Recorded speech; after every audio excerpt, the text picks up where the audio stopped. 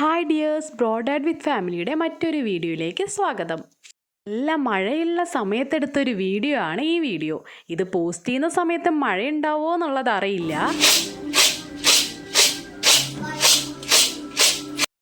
ഇപ്പം ഈ കണ്ടത് നമ്മൾ വീട്ടിലുണ്ടാക്കിയെടുത്ത ചക്ക ചിപ്സ് ആണ്. ഷോപ്പിൽ നിന്നൊക്കെ വാങ്ങുന്നത് പോലെ തന്നെ നല്ല ക്രിസ്പി ആയിട്ട് അടിപൊളി ടേസ്റ്റ് തന്നെ കിട്ടിയിട്ടുണ്ട്. അതെങ്ങനെയാണ് ഉണ്ടാക്കിയത് എന്നുള്ളത് ഈ വീഡിയോയിൽ പരിചയപ്പെടുത്താം. കഴിഞ്ഞ വീഡിയോയിൽ ഞാൻ വീടും പരിസരം എല്ലാം പരിചയപ്പെടുത്തിയിരുന്നല്ലോ.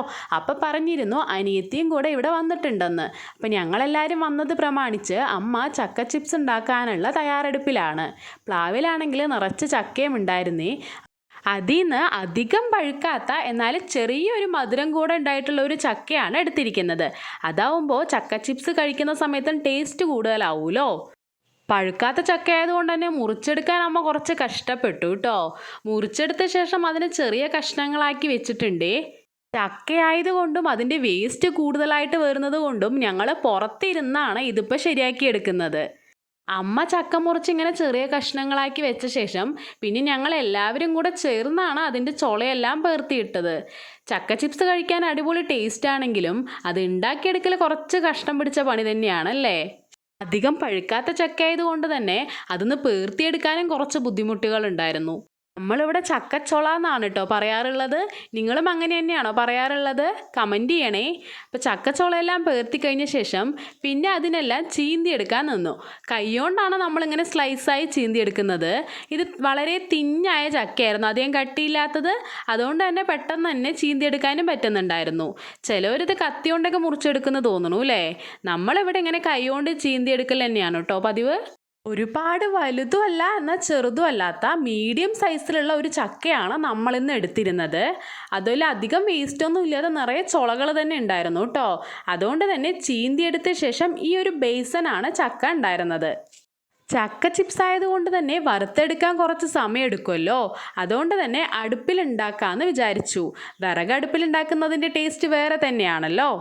ഇന്നിപ്പോൾ ഈ ചിപ്സ് ഉണ്ടാക്കുന്നത് അനിയത്തിയാണ്. അനിത എന്നാണ് അവളുടെ പേര്. ഞങ്ങൾ അനു എന്നാണ് വിളിക്കാറുള്ളത്. അപ്പോൾ അവൾ അടുപ്പിൽ തീയെല്ലാം കത്തിക്കുന്നുണ്ട്. കത്തിപ്പിടിച്ച ശേഷം ഒരു ചട്ടി വെച്ചിട്ടുണ്ട്. ഇനി നമ്മൾ വെളിച്ചെണ്ണയിലാണ് ഉണ്ടാക്കുന്നത്. വെളിച്ചെണ്ണയിൽ വറുത്തെടുക്കുന്നതിന് ഒരു പ്രത്യേക ടേസ്റ്റ് ആണല്ലോ. മീഡിയം സൈസിലുള്ള ചക്കയാണ് എടുത്തത് എന്ന് പറഞ്ഞിരുന്നല്ലോ. അതുകൊണ്ട് തന്നെ 1/2 ലിറ്റർ അളവിലാണ് കേട്ടോ വെളിച്ചെണ്ണ ഒഴിച്ചു കൊടുത്തിരിക്കുന്നത്. ഇപ്പോഴൊക്കെ പുറത്ത് മഴ പെയ്തുകൊണ്ടിരിക്കുന്നുണ്ടേ. ഇപ്പം ചെറുതായിട്ട് മഴ കുറഞ്ഞു വന്നിട്ടുണ്ട്, കണ്ടില്ലേ. അപ്പോഴത്തേനും എണ്ണ ചൂടായി വന്നിട്ടുണ്ട്. അതിലേക്കിനി നമ്മൾ സ്ലൈസാക്കി എടുത്തിരുന്ന ചക്കയെ കൂടെ ഇട്ട് കൊടുത്തിട്ട് ജസ്റ്റ് ഒന്ന് ഇളക്കി കൊടുക്കുന്നുണ്ട്. ഇത് കുക്കായി വരാൻ കുറച്ച് സമയമെടുക്കും. ഇടയ്ക്കൊക്കെ ഒന്ന് ഇളക്കി കൊടുത്തോണ്ടിരിക്കണം. നമ്മളിപ്പോൾ ഈ ചക്കയിൽ ഒന്നും ആഡ് ചെയ്യാതെ തന്നെയാണ് എണ്ണയിലേക്ക് ഇട്ടിരിക്കുന്നത്. ഇങ്ങനെ തന്നെയാണ് വറുത്തെടുക്കാറുള്ളത്. വറുത്തെടുക്കുന്ന സമയത്ത് പുറത്ത് മഴയും ഒക്കെ ആയിട്ട് അടിപൊളി വൈബായിരുന്നു കേട്ടോ. മക്കളും ഞങ്ങളെല്ലാവരും കൂടെ എൻജോയ് ചെയ്താണ് ഇതൊക്കെ ചെയ്തത്. ഒരു ട്രിപ്പ് ഇടുന്നത് നന്നായി ഫ്രൈ ആയിട്ട് വരാനായിട്ട് 15 മിനിറ്റിൽ കൂടുതലൊക്കെ സമയം എടുക്കാറുണ്ടേ. പെട്ടെന്ന് തന്നെ അത് ക്രിസ്പി ആയിട്ട് നമുക്ക് ഫീൽ ചെയ്യുമെങ്കിലും ഉള്ളിലൊക്കെ നന്നായി കുക്കായി വരാനായിട്ട് 15 മിനിറ്റിൽ കൂടുതൽ സമയമെടുക്കും. ഇതുപോലെ കളറെല്ലാം ചേഞ്ചായി വരുന്ന സമയത്ത് അത് കോരി മാറ്റിയിട്ട് വീണ്ടും ഇതുപോലെ ഇട്ട് വറുത്തെടുക്കലാണ് പതിവ്. ചെറുതായിട്ടെങ്കിലും പഴുത്ത ചക്കയാണ് നമ്മൾ വറുക്കുന്നത് എന്നുണ്ടെങ്കിൽ അതിനകത്ത് ഉപ്പൊന്നും ആഡ് ചെയ്യാതെ തന്നെ നമുക്ക് കഴിക്കാം കേട്ടോ. പച്ച ചക്കയാണ് നമ്മൾ വറുക്കുന്നത് എന്നുണ്ടെങ്കിൽ എല്ലാം വറുത്തെടുത്ത ശേഷമാണ് അതിനകത്തേക്ക് ഉപ്പ് ആഡ് ചെയ്തിട്ട് മിക്സ് ചെയ്ത് കൊടുക്കേണ്ടത്. ഇതുപോലെയാണ് ചെയ്യുന്നത് എന്നുണ്ടെങ്കിൽ എത്ര ദിവസം വേണമെങ്കിലും നമ്മൾ കടയിൽ നിന്നൊക്കെ വാങ്ങുന്നത് പോലെ തന്നെ അത്രയും ക്രിസ്പി ആൻഡ് ടേസ്റ്റി ആയിട്ട് തന്നെ ഇരിക്കും. ഏതെങ്കിലും ഒരു ബോക്സിനകത്തിട്ട് സൂക്ഷിക്കുകയാണെങ്കിൽ കുറേ ദിവസം നമുക്കത് ഉപയോഗിക്കുകയും ചെയ്യാം.